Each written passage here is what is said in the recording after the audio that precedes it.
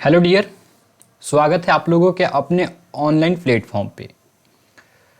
कैसे हैं आप लोग? मुझे उम्मीद है कि आप लोग बहुत अच्छे होंगे और अपना प्रिपरेशन भी बहुत अच्छे ढंग से कर रहे होंगे।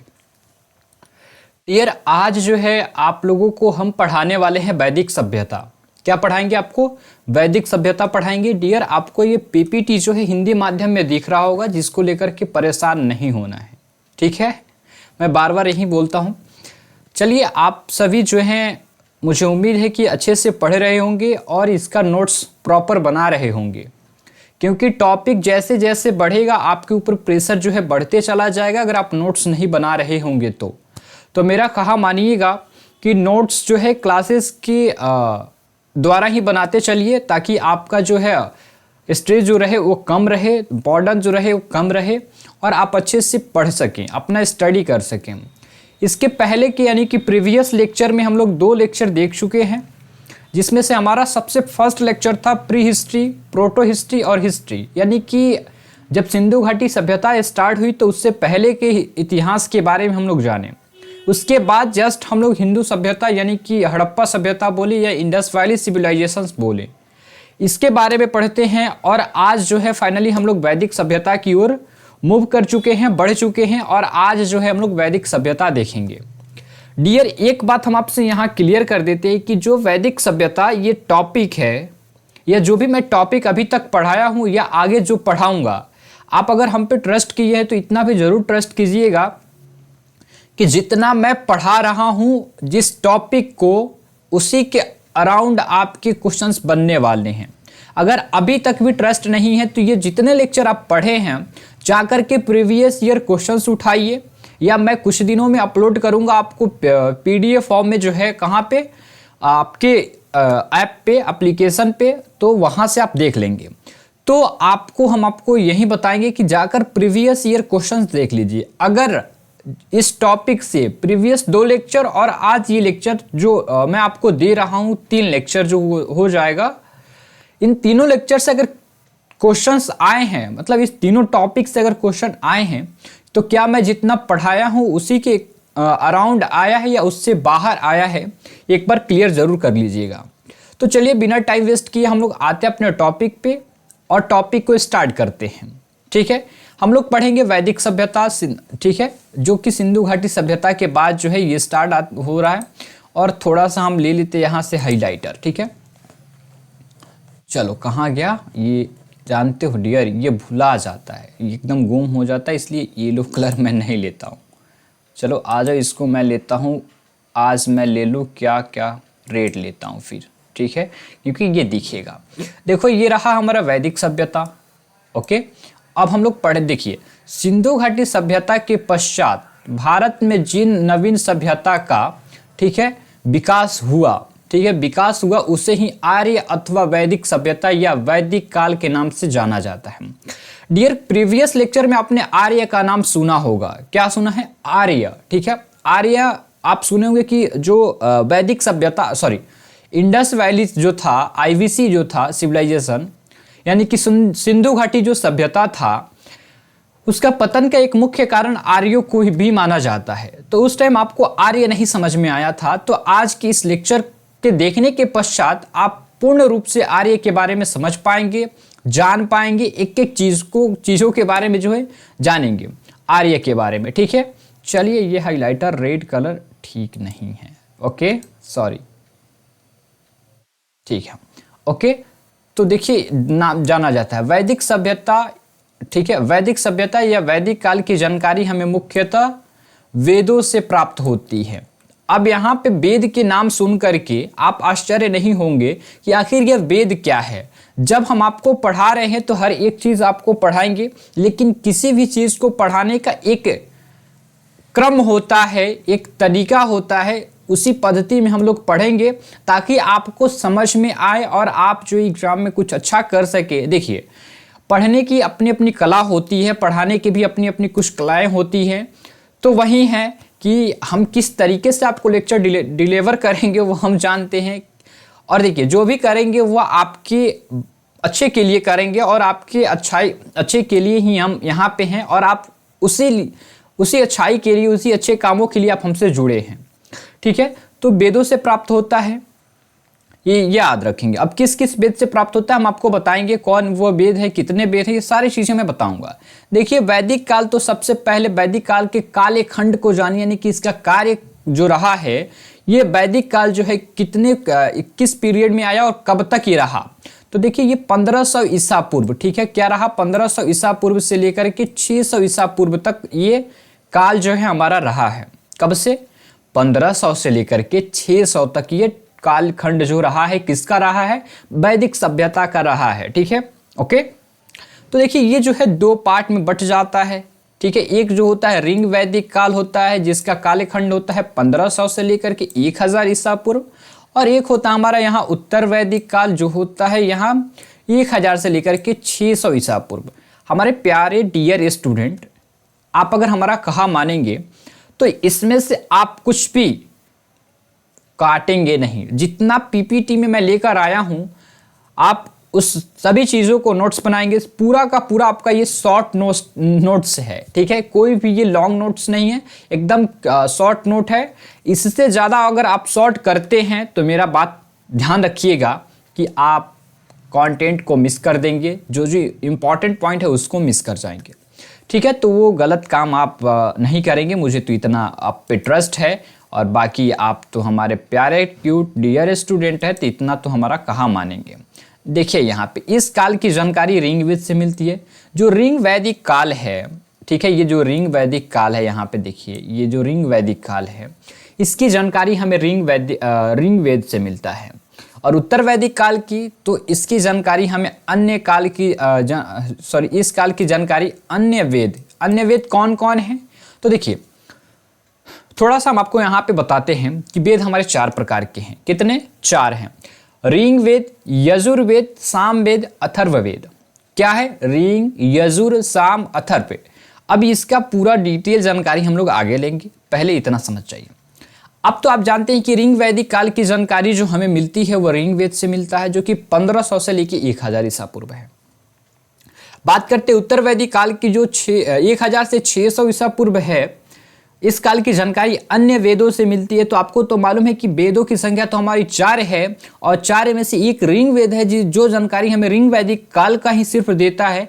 तो बाकी का बचा हमारा 3, उसमें से हमारा रहेगा यजुर, साम और अथर्व।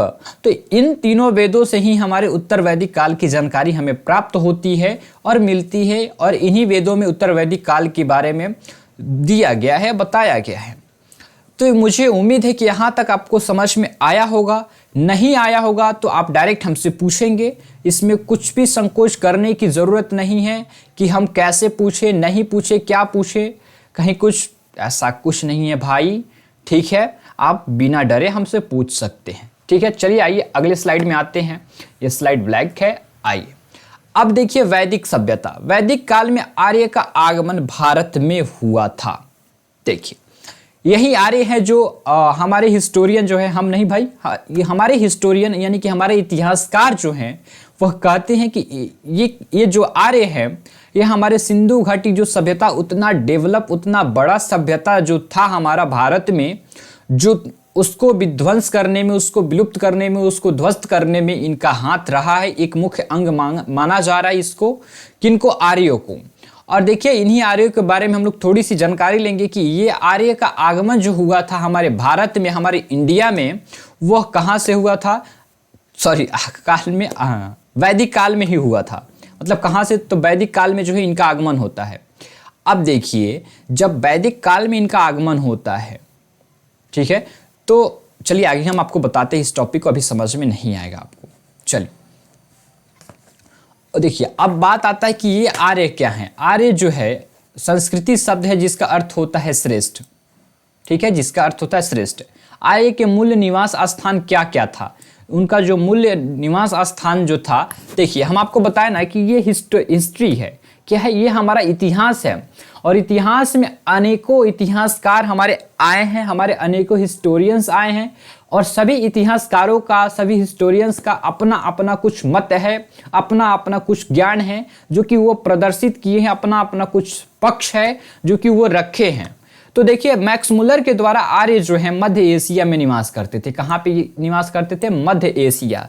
अब एशिया कहाँ है, जब ज्योग्राफी की क्लासेस हम लोग देखेंगे तब हम आपको बताएंगे एशिया, ठीक है। बट एक मोटे तौर पे आप ध्यान रखेंगे कि मैक्स मुलर जो हैं वह बताते हैं कि आर्यों का मूल निवास स्थान जो है वह मध्य एशिया है। दयानंद सरस्वती जी जो है उनका कहना है कि इनका जो मूल्य निवास स्थान है वो तिब्बत में है, और बाल गंगाधर तिलक कह रहे हैं कि उत्तरी ध्रुव में इनका जो है निवास स्थान है। ओके डियर, देखिए इतना आप मोटे तौर पे जानकारी रखेंगे, इससे ज़्यादा आपको जानने की ज़रूरत नहीं है अगर आप हमारा कहा मानते हैं तो। अगर नहीं मानते हैं तो देखिए याद रखिएगा कि अगर हिस्ट्री आप पढ़ते रहिएगा तो आप रिसर्चर यानी कि स्कॉलर बन जाइएगा, और तब भी आपका ये हिस्ट्री पढ़ा मतलब जो है टॉपिक नहीं एंड होगा, तो हमको रिसर्चर नहीं बनना है, हमको स्कॉलर नहीं बनना है। हमको क्या बनना है? हमको CHS में सिलेक्शन चाहिए। तो अभी फिलहाल आप इतना पढ़ो कि आपका सिलेक्शन हो जाए, बाकी वहाँ जाने के बाद अगर आपका ड्रीम होगा कुछ आगे बड़ा करने का, कुछ अच्छा करने का, अगर आपका ड्रीम स्कॉलर ही बनने का होगा तो उसके आगे आप पढ़िएगा। बट अभी जो मैं पढ़ा रहा हूँ बस इतना पढ़ लीजिए ताकि आपका जो है ये नैया जो है पार लग जाए और आपका सिलेक्शन जो है CHS में हो जाए। ओके चलो, अब देखो आगे की टॉपिक पे आते हैं। आर्य सर्वप्रथम जो कहाँ आए थे इसके बारे में जानते हैं, क्योंकि यहां से क्वेश्चन पूछे जाते हैं। जो टॉपिक मैं लेकर जो पॉइंट्स लेकर आया हूं वो एकदम इंपॉर्टेंट है। देखिए आर्य सर्वप्रथम पंजाब एवं अफगानिस्तान में आकर बसे। कहां पे? पंजाब और अफगानिस्तान में। यह एक ग्रामीण सभ्यता थी। कौन? अब पंजाब और अफगानिस्तान को आप ग्रामीण सभ्यता नहीं समझेंगे। अब हम आपको बताएंगे कि कौन ग्रामीण सभ्यता थी। अगर हम आपसे यहीं पे पूछे, कहाँ गया ये हमारा, किधर किधर गुम हो जाता है यार, हाँ देखो दिख गया। चलो अगर हम यहीं से पूछे कि यह एक ग्रामीण सभ्यता थी, तो देखो ग्रामीण सभ्यता हमारा वैदिक सभ्यता थी, ठीक है। आप जो है अगर समझेंगे कि ये ग्रामीण सभ्यता हमारा कौन था? वैदिक सभ्यता था। पंजाब और अफगानिस्तान नहीं था। आर्यों की भाषा क्या थी? तो संस्कृत थी। आर्य जो भाषा का यूज करते हैं, जैसे कि हम लोग अभी अपने लैंग्वेज का यूज कर रहे हैं अपने कम्युनिकेशन के लिए, अपने बातचीत करने के लिए, वह हिंदी करते हैं या इंग्लिश करते हैं। लेकिन बट अगर उस टाइम जो आर्य आए थे वह संस्कृत भाषा का यूज करते थे। अगर यहीं पे बात करें तो हमारा सिंधु घाटी सभ्यता जो हड़प्पा सभ्यता थी वो जो सभ्यता था वो किस प्रकार का था? ग्रामीण था, शहरी था, क्या था, नगरीकरण क्या था? तो आपको ये सारी चीज़ें मैं बताया हूँ, ध्यान रखिएगा इस सारे पॉइंट को, क्योंकि यहाँ पे कंफ्यूजन आपको जो है देखने को मिलेगा। जब 4 ऑप्शन आपको मिलेंगे और अगर आप बार बार रिवीजन नहीं करेंगे तो वहाँ पे आप कंफ्यूजन का शिकार बनेंगे। और संभवतः याद रखिएगा मेरे भाई कि वहाँ पे अक्सर बच्चे जाकर के गलत कर जाते हैं, ठीक है। अक्सर बच्चे जो है जाकर के गलत कर जाते हैं, और वहाँ से जब गलत करेंगे तो आपका मार्क्स तो ऑटोमेटिक कटेगा। चलो आप नेक्स्ट स्लाइड की ओर बढ़ते हैं, और स्लाइड में आगे बढ़ते ही कुछ दिखा होगा आपको लोगो, जो कि कुछ पॉइंट्स जो हैं आपको नहीं दिख रहा है, तो उसके लिए मैं क्षमा चाहता हूं, क्योंकि PPT बनाने वाले ने कुछ गलत कर दिया। ओके चलिए, बाकी मैं हूं तो उसके लिए परेशान नहीं होना है। ये PDF मैं डाल दूंगा, हिंदी और इंग्लिश दोनों मीडियम में रहेगा, आप आराम से वहाँ से नोट कर लीजिएगा, या क्लासेस के दौरान जो मैं स्पीक कर रहा हूँ, जो मैं बोल रहा हूँ उसके द्वारा आप नोट कर लीजिए।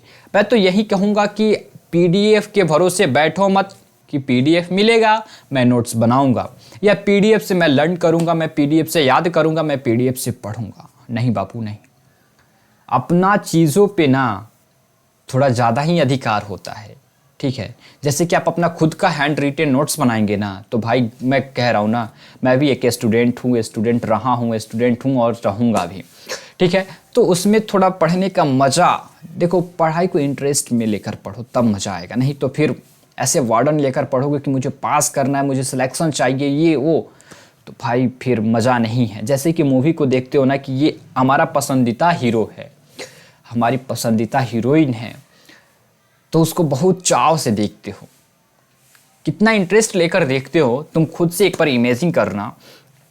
अगर उसी तरह तुम इस चीज़ को भी इंटरेस्ट लेकर चाव से पढ़ोगे ना, इस चीज़ को देखोगे ना, तो शायद मुझे ऐसा उम्मीद है कि मैं जो कह रहा हूँ कि आपके पास कितना हो बड़ा एग्ज़ाम आ जाए, आपका सिलेक्शन रोक नहीं सकता कोई। ओके चलो बातें होती रहेंगी, टॉपिक पे आते हैं। टॉपिक है वैदिक सभ्यता। वहीं देखिए आर्य का प्रशासनिक इकाई 5 भागों में बटा था। जो आर्य हमारे आए थे भारत में, मध्य एशिया में, उनका जो है प्रशासन करने की इकाई थी कुछ। अब आप भी कुछ देखिए, आप प्रीवियस लेक्चर में देखें कि इंडस वैली सिविलाइजेशन का जो पतन होने का जो कारण है मारियो को मानते हैं। तो आज का ये टॉपिक आप देखिए, ठीक है, आज का ये टॉपिक जो है आप देखेंगे, ठीक है। और आज का टॉपिक देखने के बाद आप ये अनुमान लगाएंगे कि क्या सच में आर्य जो थे वो विध्वंस का कारण बने हैं हमारे, ठीक है। वो जो है सॉरी हमारे नहीं, मतलब सिंधु घाटी सभ्यता के। ये थोड़ा सा आप अनुमान लगाएंगे, मुझे उम्मीद है कि आपको लगाना है और आप लगाएंगे भी। बस मेरे प्यारे डियर स्टूडेंट थोड़ा सा वेट कर लेंगे, एकदम थोड़ा सा, क्योंकि कुछ जो है काम है, कुछ एरर है जिसको, ठीक है। चलिए अब देखिए, यहाँ से हम आपको कुछ चीज़ें हम आपको बताएंगे। तो क्या था, ये कितने भागों में बटा था? 5। पहला जो था कुल था, उसके बाद ग्राम आता था, उसके बाद 20 आता है, उसके बाद जन आता है, उसके बाद राष्ट्र आता है।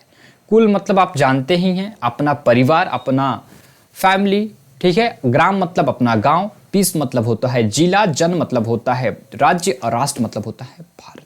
ओके, ठीक है। अब चलो कुल कितने वेद हैं ये बात कर लेते हैं। तो मैं तो पहले बता चुका हूं कि 4 वेद हैं, ऋग, यजुर, अथर्व और सामवेद, ठीक है। अब बात कर लेते हैं ऋग वेद, इसके बारे में क्या जानकारियां हमारी एग्जामिनेशन के लिए इंपॉर्टेंट है वह जान लेते हैं। तो देखो ऋग वेद, देखो यहाँ हमारे महात्मा जी बैठे हुए हैं। हमारे भारत में महात्माओं को बहुत बड़ा दर्जा दिया जाता है, याद रखिएगा। आप भी कभी भी महात्मा को देखिएगा तो उनको जो है प्रणाम कर लीजिएगा, ठीक है। देखिए ऋग वेद सबसे प्राचीन वेद है।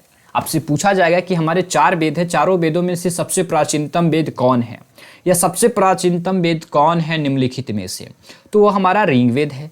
इसमें जो है 10 मंडल है, 102 अध्याय और 10,462 ऋचाएँ हैं। अब ये मंडल, ये अध्याय और ये सारी चीज़ें क्या हैं? वही है जो आपके टॉपिक बुक होते हैं, जिसमें आपका टॉपिक होता है 8, सब टॉपिक होता है, पॉइंट्स होता है, वही है इसमें। ओके, आप इसके तौर पे समझिएगा, और यही रियलिटी है।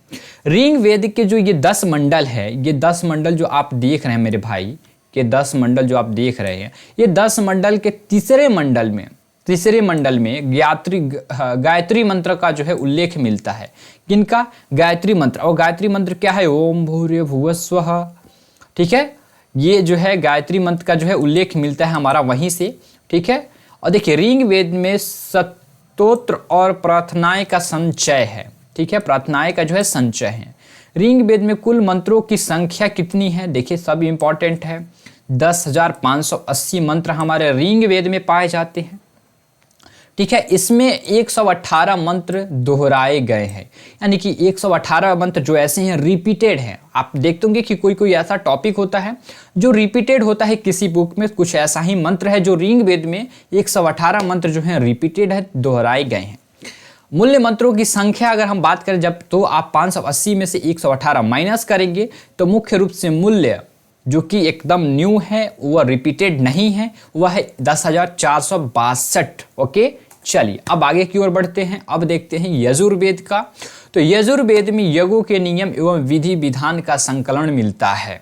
यजुर में यज्ञ का, यजुर मतलब यज्ञ, आप थोड़ा सा जोड़ने की कोशिश करो, इमेजिंग करो, थोड़ा सा की पॉइंट्स बनाओ ताकि आपको ज़्यादा रटना ना पड़े, ठीक है। देखो रटा हुआ चीज़ शायद, मुझे ऐसा उम्मीद है कि भूल जाता है, लेकिन अगर आप उसको किसी की पॉइंट्स के द्वारा अगर उसको इमेजिंग कर लेते हैं तो माइंड आपको जो है, आपका जो है बहुत जल्द ऑब्जर्व करता है। और देखिए जो माइंड अगर ऑब्जर्व कर लेता है ना एक अच्छे तरीके से, तो शायद आप, मुझे ऐसा मालूम है, मैं जहाँ तक सोच पाता हूँ और मैं जानता हूँ, वह कभी नहीं भूलता है। तो देखिए यजुर कह रहा है, तो यजुर मतलब थोड़ा सा आ रहा है ना कि यज्ञ आ रहा है, मतलब सोचो यार, ठीक है। तो यज्ञ के नियम जो है यजुर्वेद में है, एवं विधि विधान का संकलन भी मिलता है। इसमें बलिदान विधि का भी वर्णन किया गया है। अब बात करते हैं थर्ड, सामवेद का। साम का शाब्दिक अर्थ होता है साम, ठीक है, गाना। इसमें भारतीय संगीत का जनक भी कहा गया। साम का शाब्दिक अर्थ होता है गाना। और इसे जो है संगीत का जनक माना जाता है। देखिए देखिए, आप अक्सर जब इवनिंग होता होगा, शाम होता होगा, तो आप गुनगुनाने लगते होंगे, क्योंकि दोपहर में धूप रहता है, मॉर्निंग में काम का प्रेशर, और शाम में जब फ्री होते होंगे तो एकदम गाना जो है गुनगुनाने का मन करता होगा, या शाम में जो है आप जो है गाना सॉन्ग सुनते होंगे। अक्सर लोग ऐसा ही करते हैं, फ्री टाइम मिलता है इवनिंग में ताकि थोड़ा सा टहल ले, थोड़ा सा घूम ले, ठीक है। तो इसको जनक कहा जाता है संगीत का, सामवेद। तो इसे ऐड करेंगे। इसमें संगीतमय स्रोत का वर्णन है, ओके, वही संगीतमय स्रोत का जो है वर्णन है। अब बात करते हैं फोर्थ अथर्ववेद की। अथर्ववेद अथर्वा ऋषि द्वारा रचित है। हमारे अथर्वा ऋषि जो रहे हैं उनके द्वारा यह अथर्ववेद का रचना हुआ है। इसमें कुल 731 मंत्र हैं, ठीक है। तथा बात करें लगभग 6000 पद और गद्य। आप जानते होंगे, नहीं जानते तो बहुत पिटाई खाएंगे, क्योंकि क्लास 9th में और पद और गद्य के बारे में अगर मालूम नहीं है तो बहुत बुरी बातें हैं।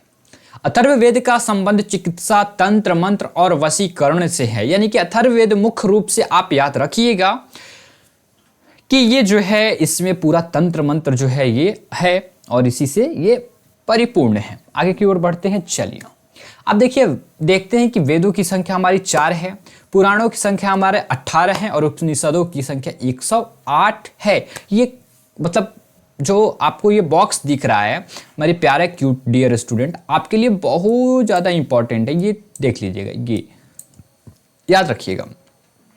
उपनिषद का शाब्दिक अर्थ होता है गुरुओं के समीप बैठकर ज्ञान लेना। क्या है? गुरुओं के समीप बैठकर ज्ञान लेना। सत्यमेव जयते मुंडको उपनिषद से लिया गया है।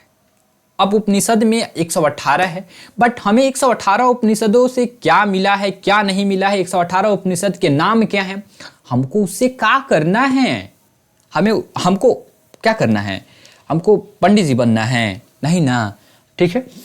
हमको गुरु आश्रम थोड़ी चलाना है, हमको तो अपना एग्जाम क्वालिफाई करना है। तो हम कहेंगे कि आपके लिए जो इंपॉर्टेंट है और मैं जो दे रहा हूं बस उसे लर्न कर जाओ ना, तुम उतने के चक्कर में क्यों पड़े हो।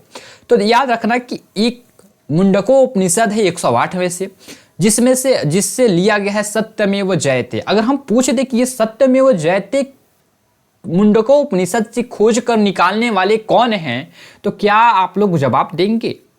आप जवाब दीजिएगा, बाकी मैं आपको नेक्स्ट लेक्चर में आपको बताऊंगा, ठीक है। आपको हिंट्स दे दूं कि आप जहां जाने वाले हैं वहां उनको विशेष रूप से पूजा किया जाता है। वहीं नहीं, मतलब भारत में हर जगह पूजनीय है, बट एक होता है ना विशेष स्थान, याद रखिएगा। वेदांगों की संख्या, वेद और वेदांग होते हैं, वेदांगों की संख्या हमारी 6 है, ओके, याद रखेंगे। अब चलिए, अब ऋग वैदिक काल, हम लोग पूर्ण रूप से वैदिक काल को देखें, और वैदिक काल को 2 पार्ट में बांटा गया, आपको मालूम है। तो दोनों पार्ट में जो थोड़ी थोड़ी जानकारियां हैं आपके एग्जाम व्यूज से, उसको देखते हैं। ऋग वैदिक काल में समाज 4 वर्गों में बटा हुआ है। अब देखिए 4 वर्ग में तो बट गया है। अब कौन कौन है? पहला है जो है ब्राह्मण है, ठीक है। यहाँ देखो ब्राह्मण जी हैं हमारे, ब्राह्मण देवता, ओके। यहाँ हमारे क्षत्रिय हैं, और इनका तो ये जो है हमारे वैश्य हैं, और ये हमारे शूद्र हैं। ये सभी लोग जो हैं हमारे रहे। ऋग वैदिक काल में वर्ण व्यवस्था के आधार पर निर्धारित किए गए थे। ऋग वैदिक काल में जो है वर्ण व्यवस्था की आधार थी। वर्ण व्यवस्था क्या है? तो वर्ण के आधार पे, वर्ण मतलब होता है रंग, यानी कि गोरा काला रंग होता है ना, इसके आधार पे जो है किया गया था ये। अब चलिए कुछ वैदिक काल के देवताओं के बारे में जानते हैं। हमारे वैदिक काल जो है उसमें क्या देवताओं का रोल रहा है, कौन कौन से देवता पूजनीय थे, कौन कौन से देवता फेमस थे, कौन कौन से देवताओं के बारे में उस समय के लोग को ज्ञान की प्राप्ति थी। सबसे पहले आपको इंद्रदेव देखने को मिल रहे हैं, जो आपको मालूम है कि इंद्रदेव जो हैं कभी भी सत्ता छोड़ने को तैयार नहीं होते हैं। भले उसके लिए वो मतलब कि जब सत्ता पे आफत आती है तो छोड़कर भले भाग जाए, बट सत्ता छोड़ने को तैयार नहीं होते हैं।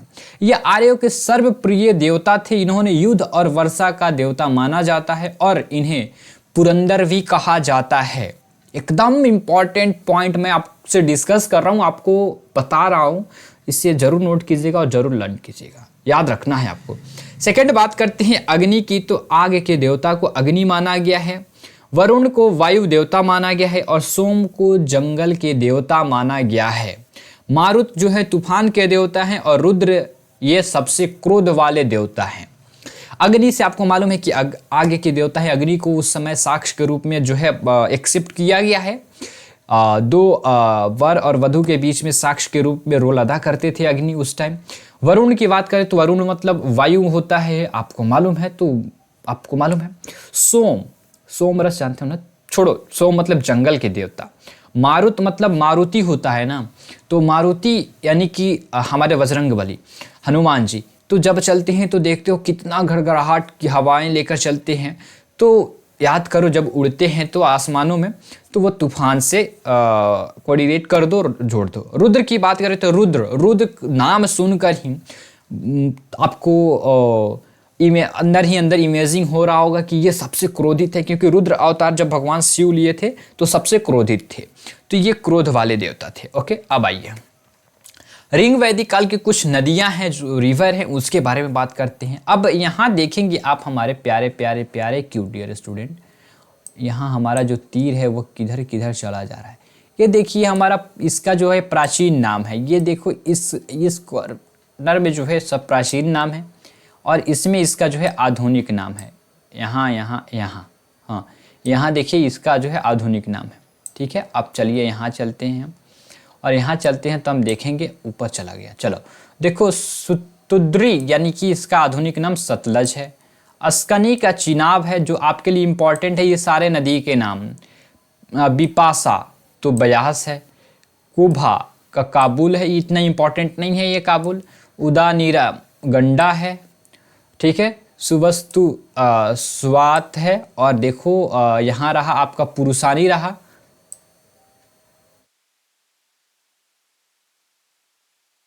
देखो यहाँ रहा आपका पुरुषानी रहा, तो इसका रावी नाम है, इंपॉर्टेंट है।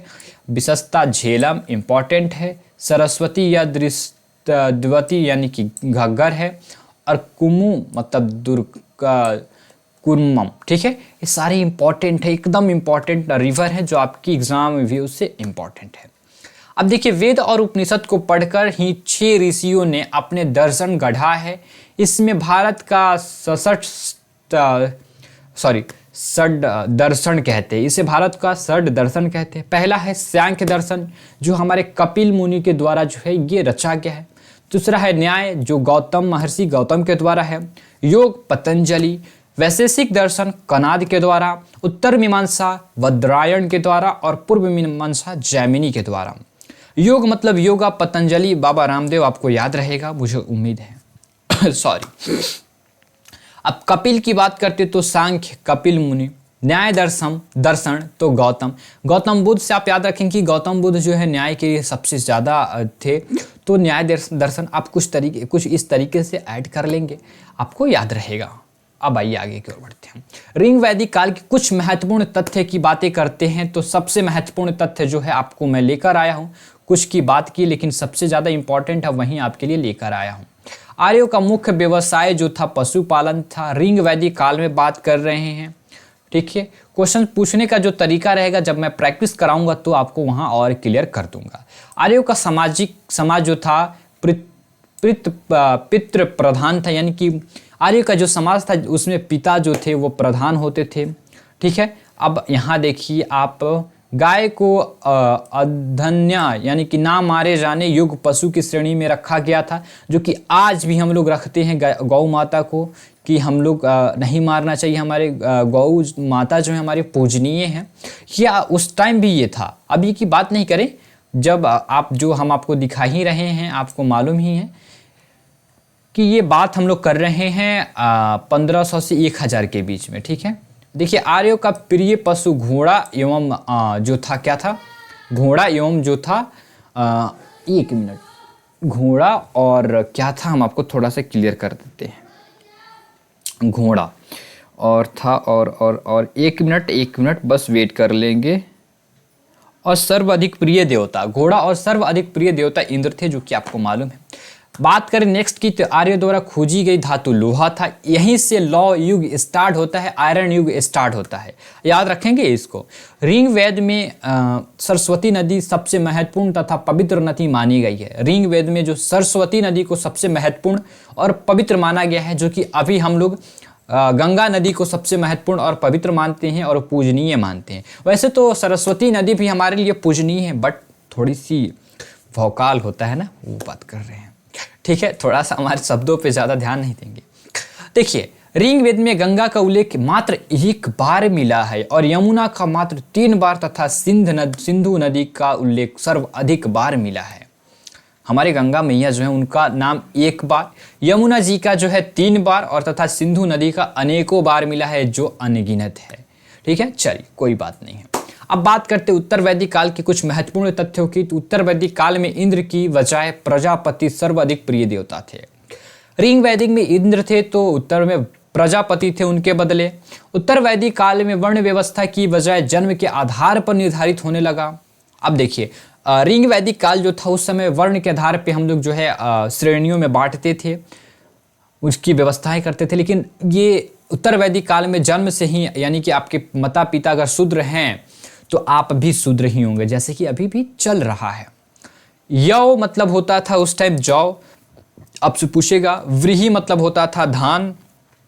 मांड मतलब होता था एक मिनट क्या होता था, हाँ, उड़द। आप नोट कर लेंगे, उड़द होता था। ठीक है, और गुदग मतलब होता था मूंग का दाल जो होता है।